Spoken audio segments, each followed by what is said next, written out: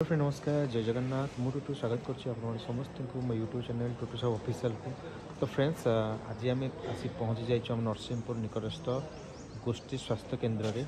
आज एठी प्रेजेंट थिबा समस्त रोगी मानू किसी फ्रुट्स सेवार सहयोग करा जाउछि।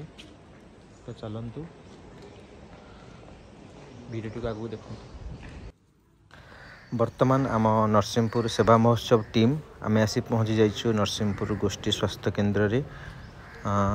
पाखापाखि एठारे 10 ରୁ 12 जन पेसेंट अछंती। तांको पे आज किछि फलर व्यवस्था करा जायथिला। तो मानव सेवा माधव सेवा भाभी सेवा मनोवृत्ति नहीं आम आज आसीचु।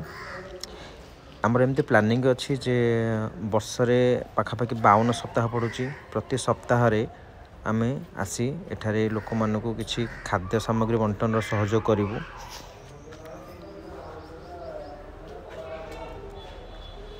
तो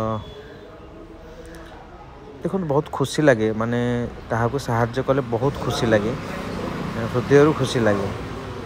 से खुशी पाई से सेवा मनोभाव पाई आम आज आसीचु लोक मान बाहर पहुँची पार्छु।